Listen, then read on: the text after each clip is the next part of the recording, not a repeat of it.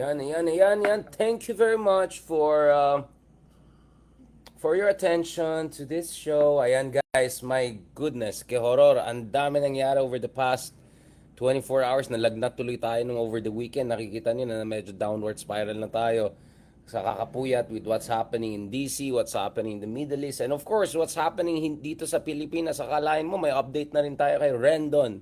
Hindi na daw kasama si Rendon sa ano man, no rice challenge? No rice challenge ng kapulisan natin, Philippine National Police. General Torre, akong bahala. Diyan sa no rice challenge. Baka pwede niya ako imbitahin. Ako na lang mag-tour ng no rice challenge. Half a rice a day. Ganun.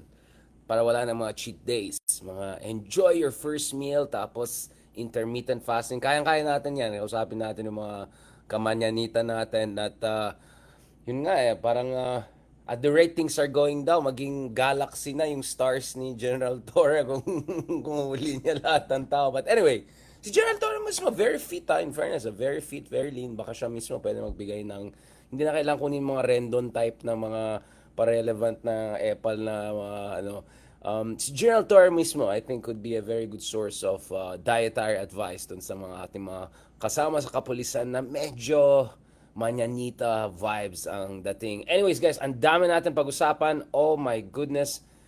Woo! Unang-una, it looks like, fingers crossed, the ceasefire is going-ish into action-ish.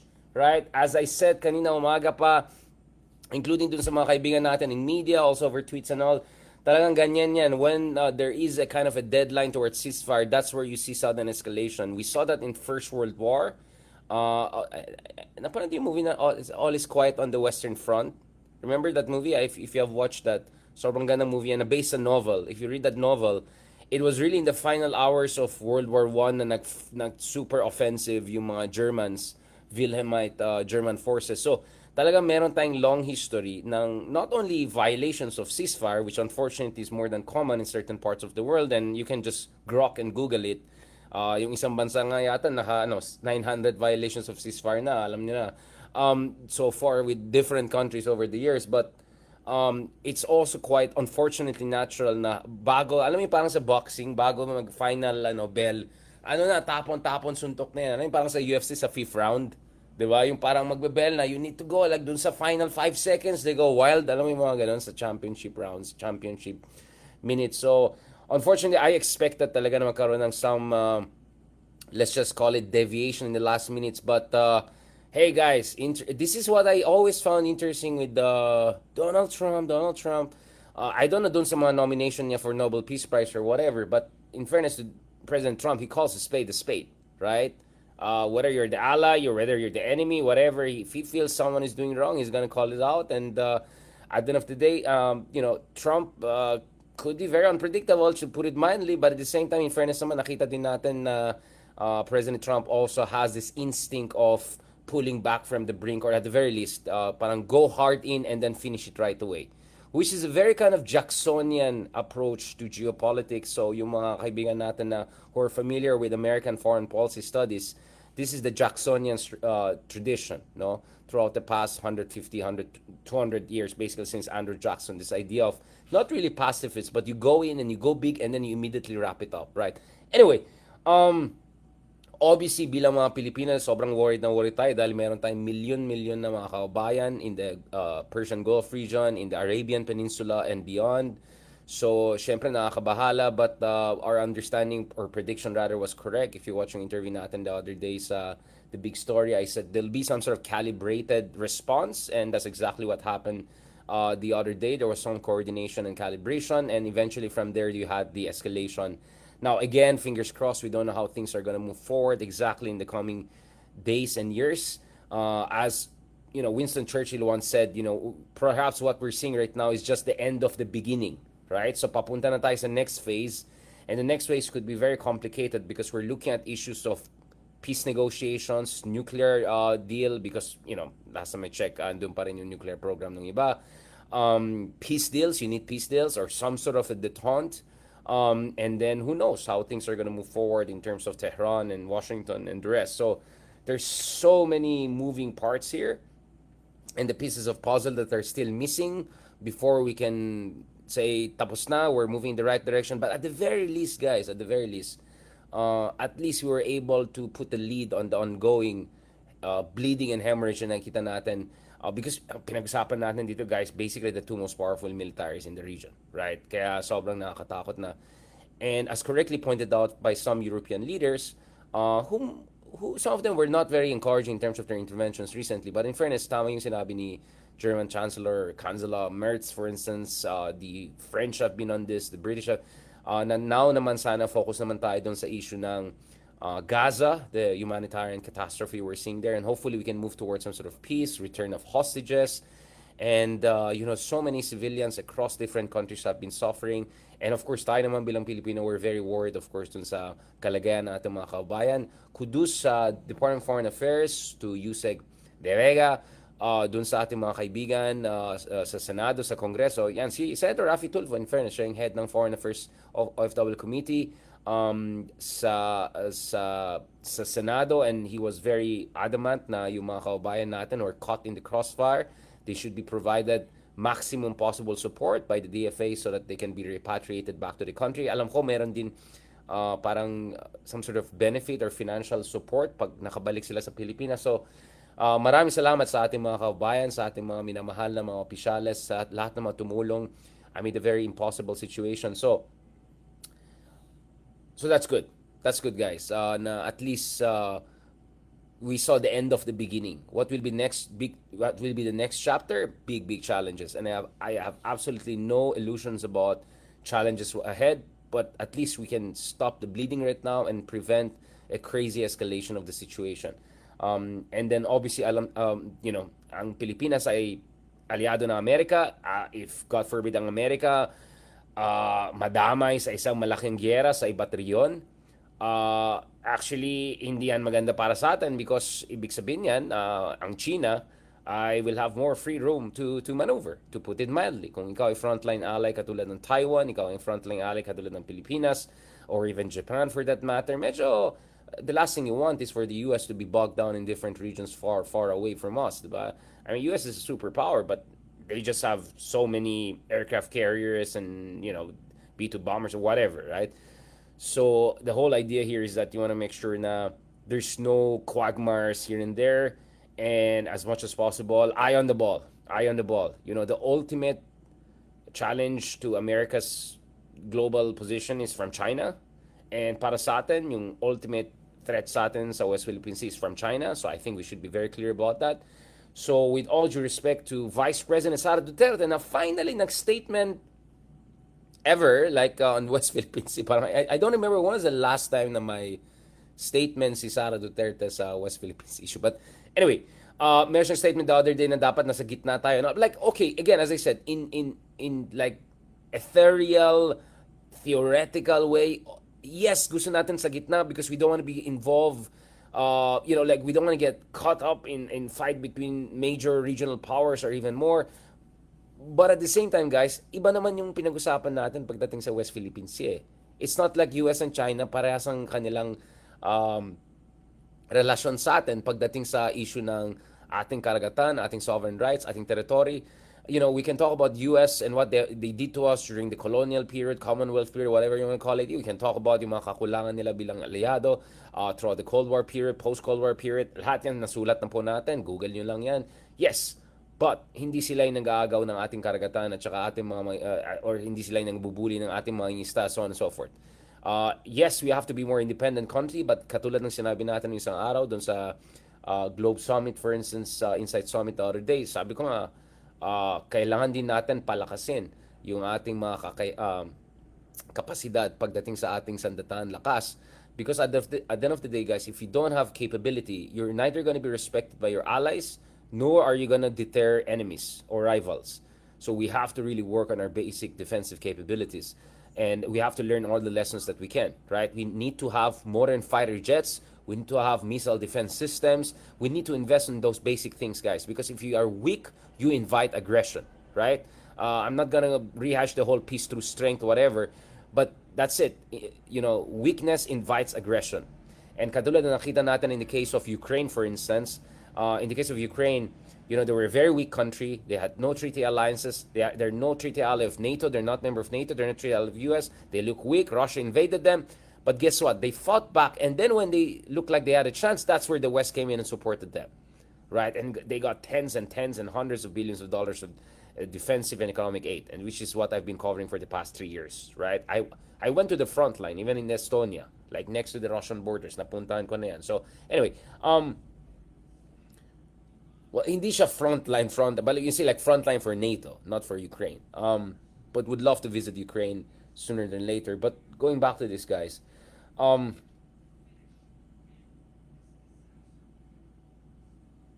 it's a crazy world out there. You can make fun, you can, make memes, whatever. Trump this, that, this. If you're weak, good luck na lang. So we don't know, guys. The norms of international relations are being violated right and left. Bumabalik na tayo doon sa tinatawag na old world order, kung saan war, preventative, preemptive, whatever, unprovoked, unilateral strike, whatever it's called, is becoming an instrument of foreign policy. And some would say instrument of domestic political calculus even. So anything is possible, guys. I mean, I hope hindi tayo darating sa isang panahon kung saan biglang si Xi Jinping would feel domestically challenged and then he tries to overcompensate and say, you know what, sugurin ko na lang Taiwan or I'll do something crazy sa West Philippine Sea para lumakas yung aking domestic nationalistic credentials. You never know, right? You can never say that will not be the case. So if you look weak, right, if you don't have your own capabilities, you cannot deter. And more importantly, kung wala ka rin kalaban-laban, wala rin tutulong sa'yo. Iwanan ka sa hirin ng ibang... You know what I'm saying? Like, allies will be there for you if they think you have a fighting chance. If you don't have a fighting chance, they'll cut their own deals. It's as simple as that, right? It's a cruel world. It's a cruel world. And as I said, in the case of Ukraine, when they showed fighting spirit, that's where the West came in, even if they were not allies, treaty allies. So these are the realities we're talking about. So anyways, guys, so that's just one side of all of the big news and developments na fina-follow natin for the past, 12-day war and all. But I really am genuinely hoping, God willing, we'll move towards discussing the Gaza issue, and hopefully we can also address the really wrenching humanitarian story, the humanitarian situation there in Gaza. So, we have to also deal with that issue. It's a very, very serious issue. It's an ethical and moral issue, and ultimately, guys, ito rin ang usapin ng rules-based international order. If any country can do whatever they want because they think might is right and they think you have to show aggressive strength to blah, blah, blah, good luck na lang sa lahat ng mga mas maliit na bansa na walang malaking military or walang nuclear bomb. And in fact, my fear is that as the international order gets more eroded, there's actually even more incentive for ambitious or besiege or combination of besiege and ambitious powers to seek nuclear weapons, right? And then there's the concept of nuclear latency, meaning sometimes you don't have to build a bomb per se, but if you have enrichment at a certain level, you're just, proverbially one screwdriver away from having a nuclear bomb. For instance, Japan, Brazil, a couple of countries have been at that level. South Africa at some point was also at that level. I think they still are by some accounts. So anyway, that's just international politics, guys, and it's still unpredictable. Things are in the mix. You could see even President Donald Trump was really, really disappointed kanina. Mainit ang ulo niya. And, he didn't hold back any words, and he was quite expressive, and he even used colorful language about his frustration with the situation. But then again, let's hope we move progressively towards the right direction on that. Now, pag-usapan naman natin ang pangyayari sa Pilipinas. So I think that we saw a lot of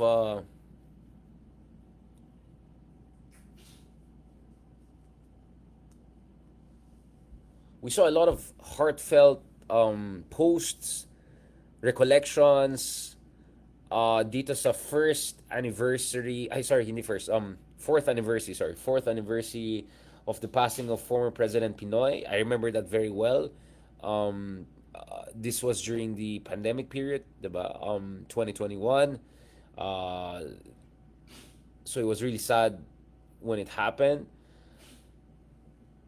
President Aquino is an interesting person. Again, the more you look at what's happening today, the more we risk electing even crazier and more incompetent people, the more you realize, you have to always put things into perspective. So ako, I still stand by all of the criticisms I raised vis-a-vis President Aquino throughout the years. I also stand by my words.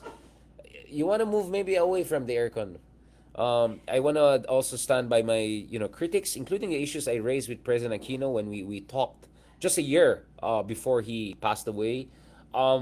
We had like 40-45 minutes discussion and all, and I was very honest. I think maybe I was a bit too, not harsh, but I think you know me, right? Like when I get serious and all, a little bit aggressive din ako. But anyway, um,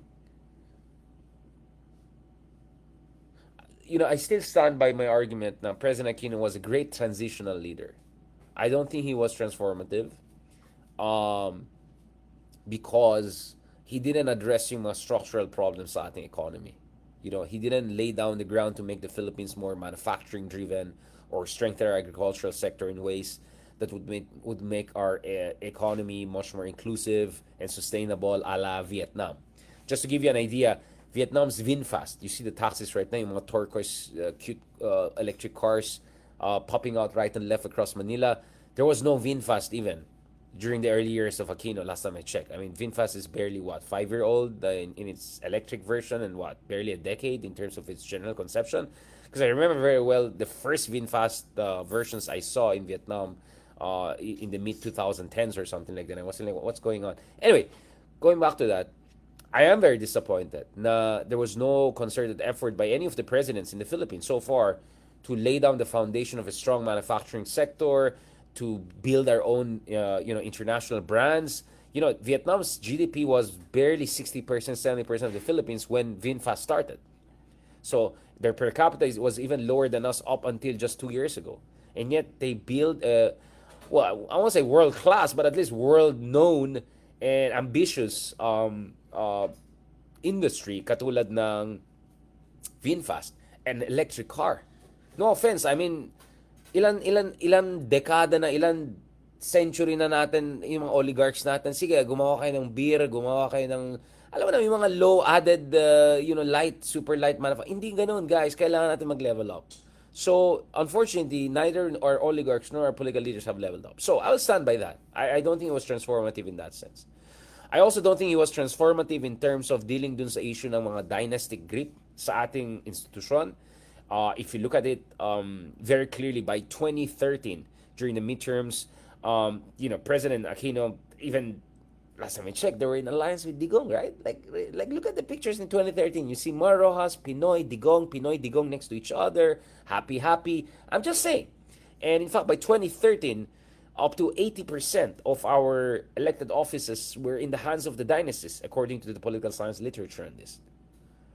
So, yes, I can always, yeah, like there's so much a president could do, but what did he even make an effort, big effort to deal with the dynasty issue, political dynasty issue, right?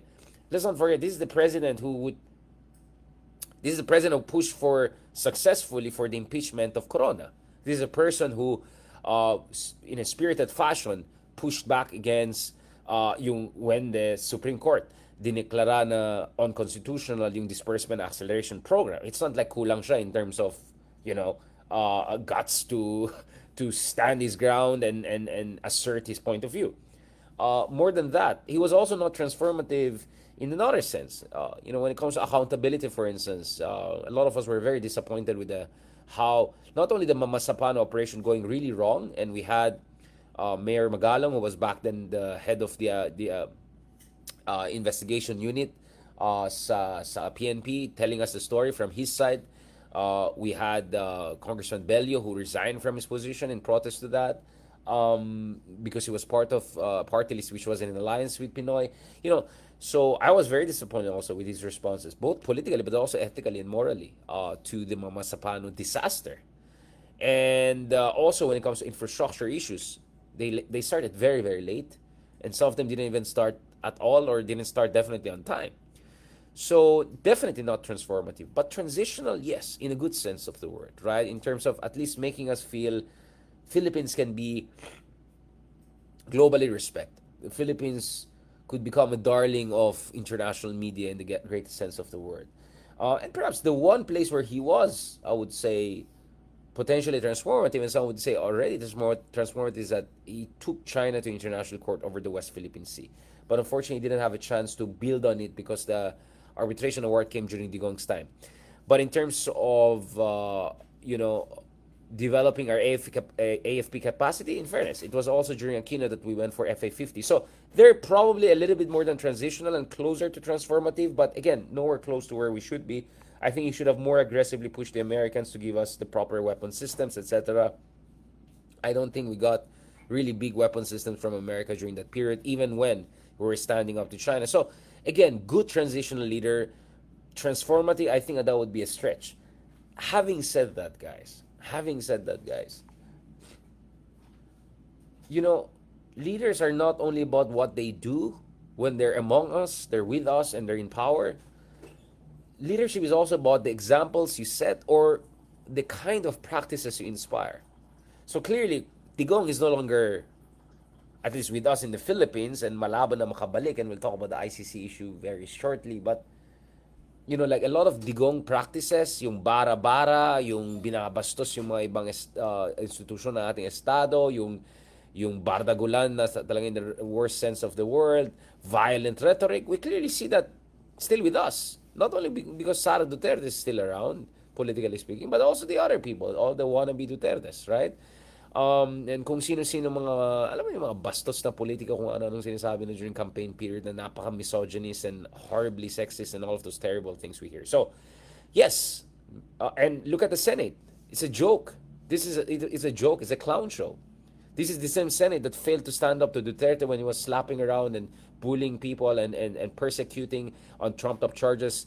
Leila de Lima and bullying Senate and trying to incarcerate Senator Trillanes on the most ridiculous and preposterous Panelo level, clownish, legal supposed basis or pretext. I mean, and then now na kahit wala si Digong, nakikita natin the kind of the duwag trapo politics is very much with us, unfortunately. So in that sense, it's not only what you do, pero it's also yung legacy mo, yung mga practices, right? What you pass down.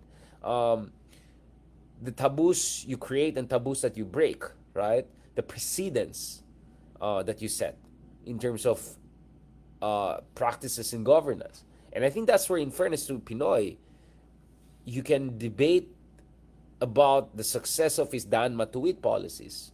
But unlike in the case of Digong, I'm sorry, we can talk about Pogos and Farmali and all.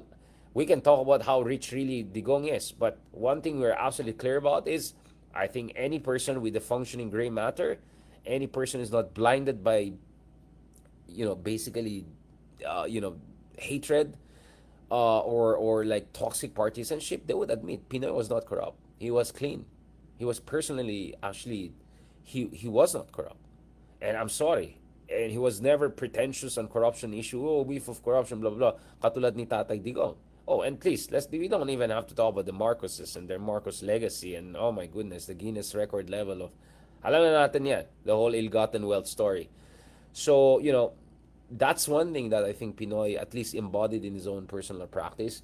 But also, in fairness, the Dan Matuwid, although a failure in so many ways, it also at least normalized the idea that actually you can have high-level officials themselves untouched by corruption, but at the same time you can make it cool to be good governance guy. You can make it cool to go against trapo politics. And now, interestingly, you look at the people who are carrying that mantle. Vico Soto and Mayor Magalong, for instance, they're carrying the mantles of good governance, even though hindi sila kasama sa Pink or Dilao or Aquino camp. I mean, Magalong very much on the other side of this equation and Vico Soto very much in the middle, right? So, this is what I'm talking about, guys. This is what I'm talking about. And if dun sa mga speaking of mga trolls na haters natin, if you don't want to hear truth, you're more than free to join your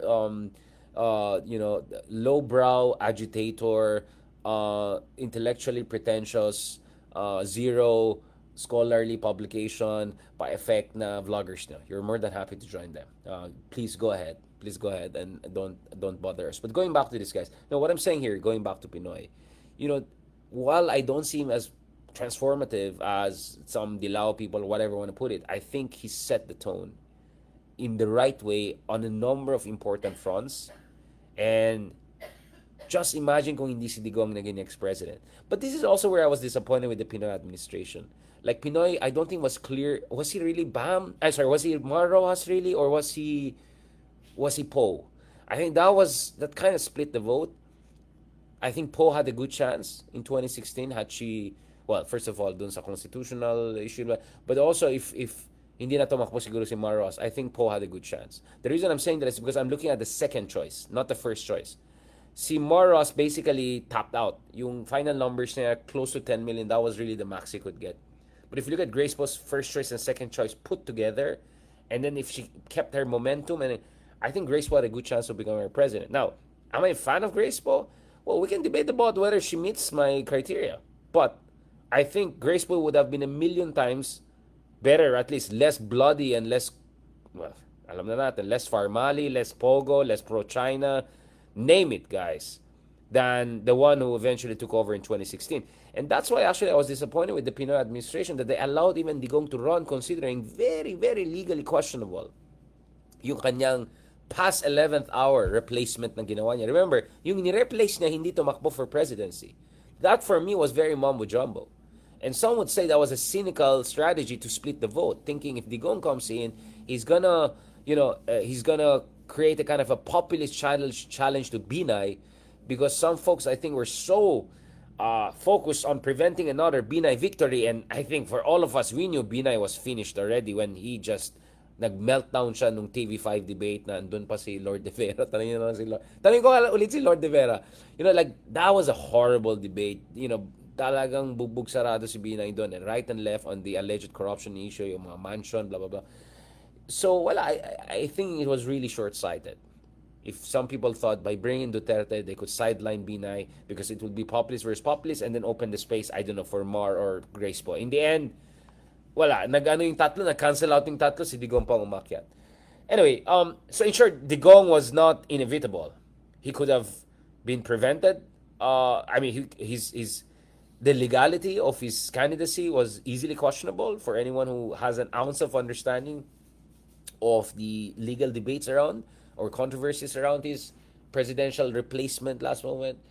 And very much if a couple of things didn't happen on the Grace Poe front, on the in terms of failure of to put a single solid candidate for to continue Pinoy's legacy front, and also I would say Marroas was also in a bind because Marro's best chance would have been to actually distance himself from Aquino and say, I can do better, or at least push it to the next level. Next thing you know, he basically went what Kamala Harris did, which is, no, I'll just do whatever Biden did. When a lot of people were already dissatisfied by this point in time. By 2015 and 16, we saw that the approval and satisfaction rates of Pinoy was going down. Many people were disappointed with traffic, infrastructure bottlenecks, and then law and order issues suddenly become very important, especially when Digong comes in the picture and makes it. You know what I'm saying? So by the time, I think it should have been very clear na it was a bad strategy. And I know that because I talked to people who are in the inner circles, right? And I know it. Something really went wrong. A couple of things went wrong there. So I'm very disappointed with how the transition from 2015 to 16 and all was handled. And basically, they set themselves up for disaster, and that was Duterte. Now, just to be clear, going back to Duterte,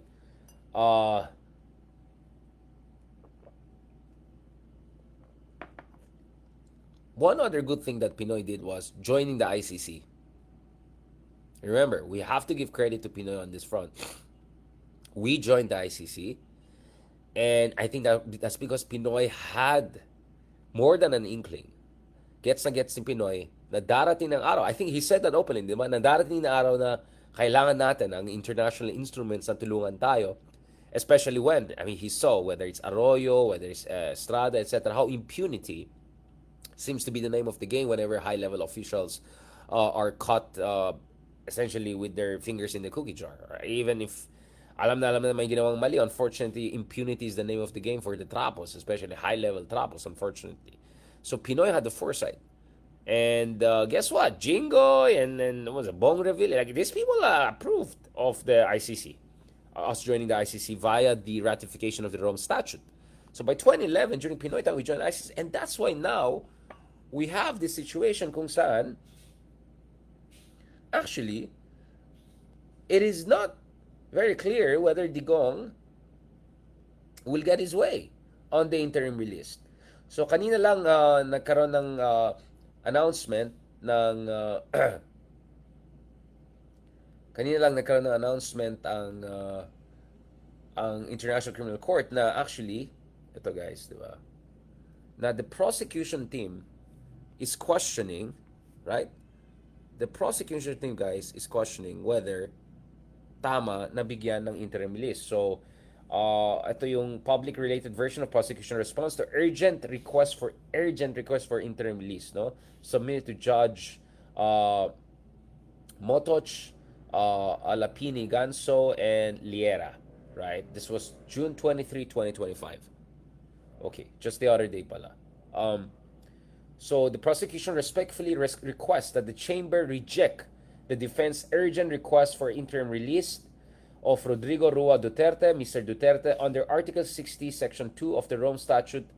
The continued detention of Mr. Duterte remains necessary because the constituent conditions set out by Article 58, Section 1A, and 58, Section 1B, 58, again, multiple sections of Article 58 are met. The prosecution therefore strongly opposes Mr. Duterte's interim release to, so redacted yan. So dito, Portugal, Spain, some Southern European country, it couldn't be Australia or Argentina, some faraway country, kasi that would be logistical nightmare. And imagine flying Duterte in and out. Bibigyan mo ng interim release dahil may health condition, tapos ilalagay mo siya ng sobrang malayo. So it must be a European country, and my understanding is it's a Southern European country. Anyway, na-redacted to dito.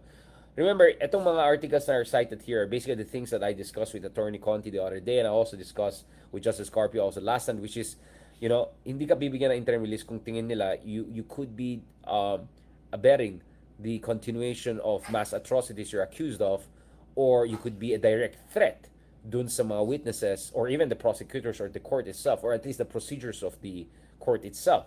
So lahat yan, sinayat yan. So Section 2, and there's also a discussion on confidentiality. The response is classified as confidential ex parte pursuant to regulations, and as it contains sensitive information which could impact the security of prosecution witnesses and their family members, as well as ongoing investigation. It also refers to filings with the same classification. So see, there's so much concern with the security of the prosecution team's witnesses and even their family members, right? So thanks dun sa mga, totoo, yung mga bastos na trolls, yung mga worse than bastos na trolls sa mga DDS side, and lahat ng mga kaguluhan na kayawanan na ginagawa nila, actually, the prosecution, thanks to them, will have a strong point to say, this guy is crazy. I mean, you put him out, he's gonna like, di ba? Or good luck na lang sa kung anong bansang willing to host him. Applicable law, Part 3, pursuant to Article 60, Section 2 of the statute, a person subject to a warrant of arrest may apply for interim release pending trial. If the chamber is satisfied that the conditions set forth in Article 58, Section 1 of the statute remain fulfilled, the person shall continue to be detained. If not, the chamber shall release the person with or without condition. Anyway, so basically we don't know the exact, the full version of this, but kasi may redacted parts na. But I think basically, as I said, logistically speaking, my country na nag-offer, my understanding is a Southern European country, probably Portugal, if not Spain. But the prosecution is making a very strong case na no, don't give this guy any kind of interim release or leeway. Flight risk siya. He could be a direct threat to the witnesses and the prosecution team and the whole process, and who knows what else na logistical nightmare it could create. I mean, just look at the trolls on our pages right now. This low lives. It just tells you the kind of craziness you'll have to deal with. But anyway, now let me go back again to Aquino, because I think the Aquino discussion is very relevant, because someone also named Aquino, in this case Paolo Benigno Aquino, did very well in the previous elections. Pakisara na lang yung door kung nalalamigan and all.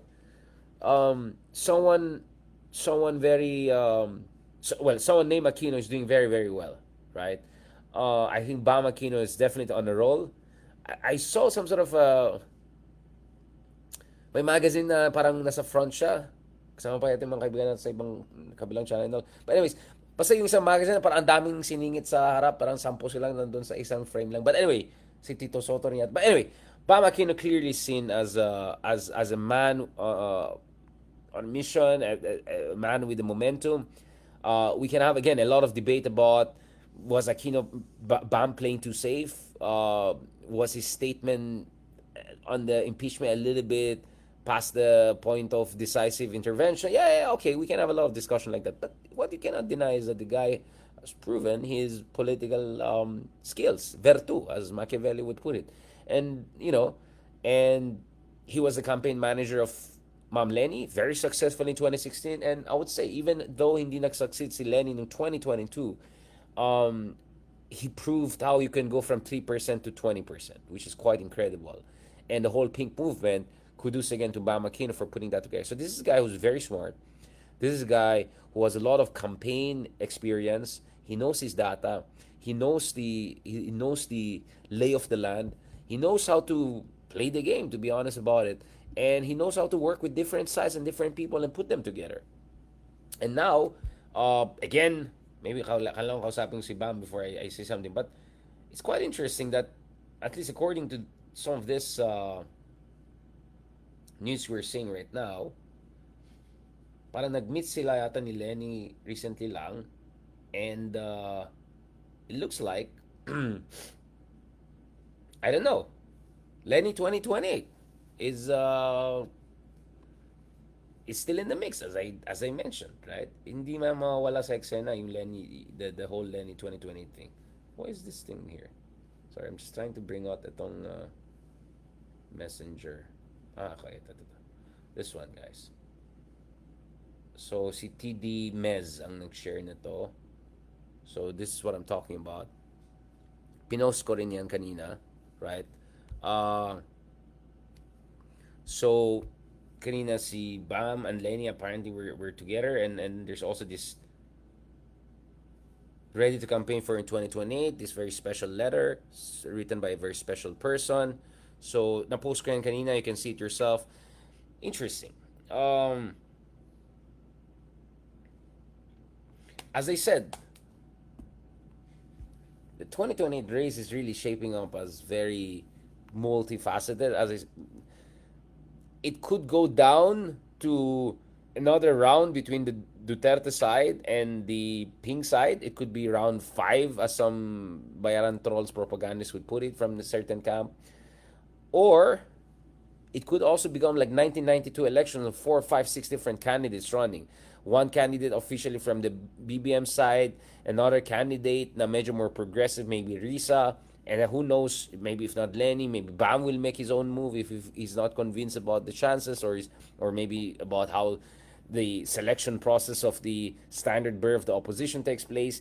And who knows, maybe Bongo will make a move, especially if Sara, even if she might get acquitted or even might get the trial dismissed at the Senate, she might not have the kind of momentum heading to 2020. So we're looking at the kind of a multi-front. And then Amy Marcos could also be in the mix. I think if Sara, for some reason, is not in a position to run or decides not to run, I think Amy Marcos will run for presidency.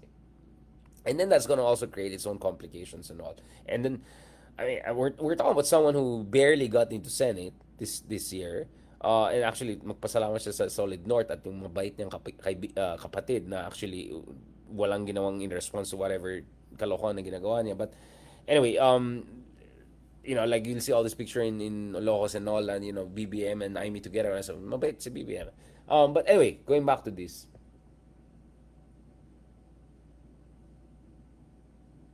Actually, guys, panoorin niyo yung Alto Nights. Yung latest na Al Pacino movie. Very interesting kasi parang BBM yung isang character tapos Sarah isang character. Parang very conflict avoidant yung isa, ganyan. But in the end, mananalo yung conflict avoidant. Right? In a way, magkakaroon ng... Watch that. It's a very interesting. The Alto Night. And I was watching, it's like, that's very BBM. Yung gano'n, parang, ayun ang magulo, ayun ang gano'n, willing nga. Yung pala, in the end, yayarin din niya yung kabila na medyo mainit ang ulo. Even though suspicious, yayarin pa rin niya yung kabila. But anyways, watch yung Alto Nights. Very interesting. May pagka-unity ang nangyari doon. But going back to, and at saka yung sense of entitlement niya, if not for me, you will not be the boss, blah, blah, blah, blah, blah. Based on real life story yan, ha? Yung story ni Costello and all. But anyway, si Vika and Franca and all of that, the whole mafioso stuff. But anyway, going back to this, it could be very interesting. For heaven's sake, yeah, okay. Yeah. What I'm saying is that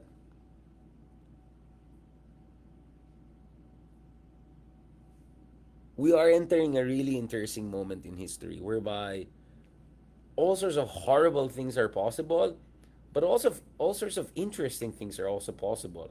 I mean, if we were to believe some of the surveys and all, for instance, si Zoran Mamdani could be the next mayor of New York. I mean, this is not impossible. And I've been following this guy for quite some time. Like, this is an interesting guy. Like, he has a, like medyo makaburni socialist progressive, proudly from Muslim background, proudly from South Asian and Eastern African background. Like, proudly a New Yorker. He could be the first progressive Muslim mayor of the major city in the world.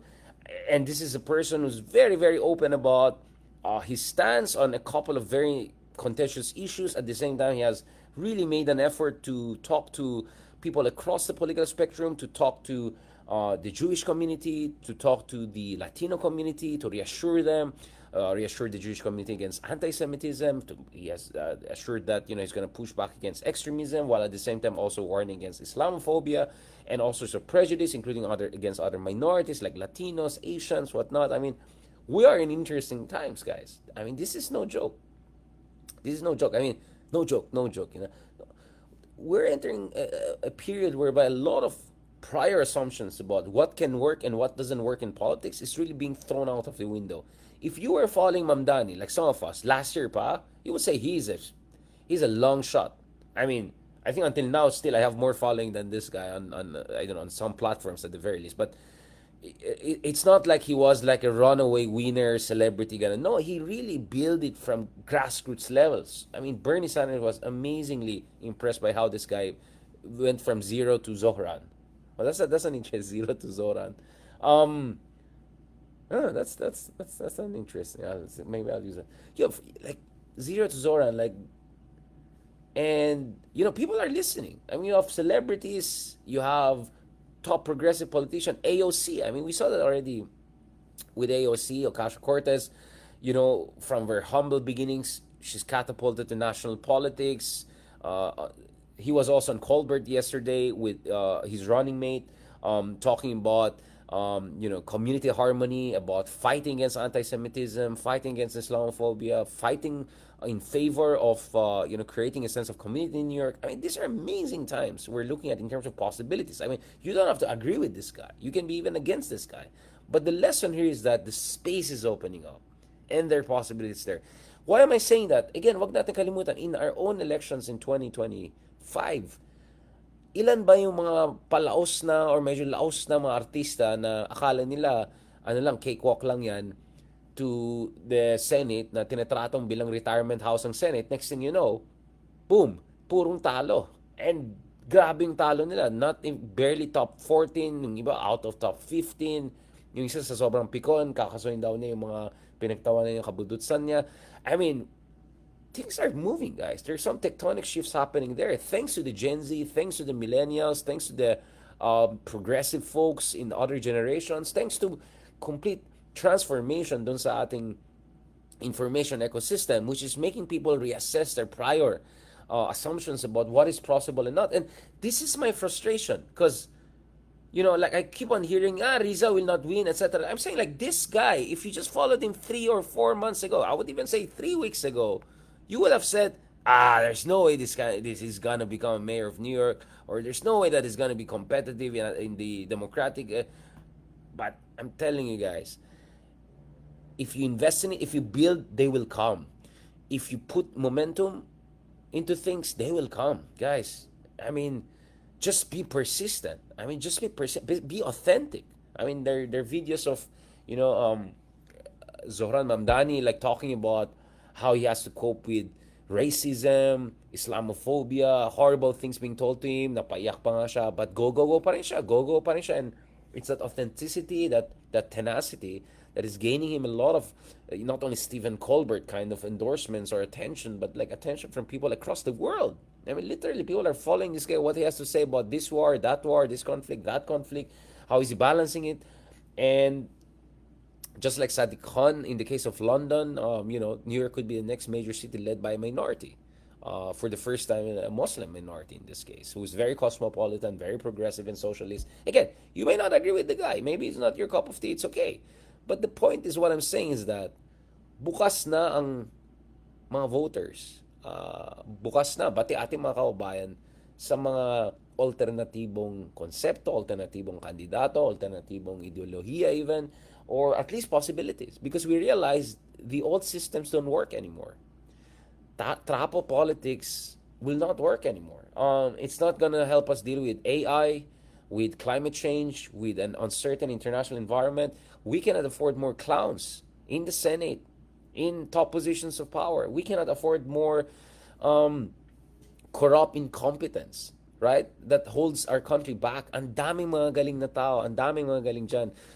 There's so many best and brightest Filipinos all around the world, diba? But they need to be inspired. They need to be brought back. They need to see a light at the end of the tunnel. And that's why, guys, just like Reagan said something like, trust but verify. Para sa akin, ganun, hope but invest. Hindi lang hope, just empty hope lang. Because the arc of history doesn't bend towards justice on its own. You have to bend it downward and you have to fight for it. And I think we got a kind of a flavor of the kind of transformative change. Yes, Heidi Mendoza did absolutely well. Kudos to Luke for keeping the fire going. So, again, the meteoric rise of Zohran Mamdani tells you, I'm sorry, I find it pretty dumb for people to say walang pag-asa yung mga katulad ni Risa as early as now. Like, what is your basis to say that? Like, who knew in 2015 Lenny would be the transformative leader she would become? Who knew Lenny could go from 3% to 25%, whatever, in I don't know, October 2021? Like, don't give me this nonsense that you know what's gonna happen. We don't know what's gonna happen, and if you don't give something a chance, you don't know what's gonna happen. So yeah, I get the argument. Bam Lenny made work, but we should be also open to other possibility. Maybe Riza Bam or I don't know, Riza whoever. Ang pinaka-ayaw ko dito is yung idea na ito lang mag-work, itong hindi mag-work. How do you know that? Last time I checked, people don't have a very good record of predicting the outcomes of elections, etc. And last time I checked, even all the surveys in one way or another are kind of like, not there, right? So we are really in an era of the unthinkable and uncertainty, but also in an era of tremendous possibilities. But you have to grab that opportunity and invest in that opportunity. Then probably we'll have a chance. So sobrang, I see all around the world, like, who thought we'll have someone like AOC or even like Trump? Like, he will come back again? That was unthinkable the other year. And it happened. So, Mamdani, he could become the next mayor of the major city on earth. Right? I mean, guys, this is what I'm saying. Inis na inis ako dito sa mga tipong tao na they're insisting on their worldview even when the world has moved on. Assuming they were even correct to begin with. So we have to be open to possibilities, but you have to invest in those possibilities for them to have basically momentum, right? Basically momentum. So that is why I'm saying, despite all of the depressing, disastrous, devastating things happening, I'm also seeing a lot of new spaces opening, new possibilities opening, but we have to do our job, guys. We have to do our jobs. On that note, I hope I at least ended on a cautiously optimistic note. Sana tuloy-tuloy na itong discussion natin. Later this week, we'll hope to have again yung mga in-person episodes and all. Some of the episodes that we taped the other day with Attorney De Leon and Attorney Lamparo is already out. A basic version and more multicam will come out soon. We're hoping to also have more, big 3 and big 4 kind of discussions with the luminaries that we have, and also more discussion with our academic friends and also like-minded folks. Thank you so much again, guys, for all the love and support, and thank you so much for your prayers. May God bless the soul of all of those who departed, all the civilians who got killed over the past few weeks. in some of the most beautiful and the most amazing societies on earth. And also, we have to continue to pray also for a resolution, an end to the immense suffering and catastrophe, humanitarian catastrophe happening right now in Gaza. And yes, may sanity prevail, and may hope based on action and mobilization also prevail. Maraming salamat. God bless, and talk to you soon.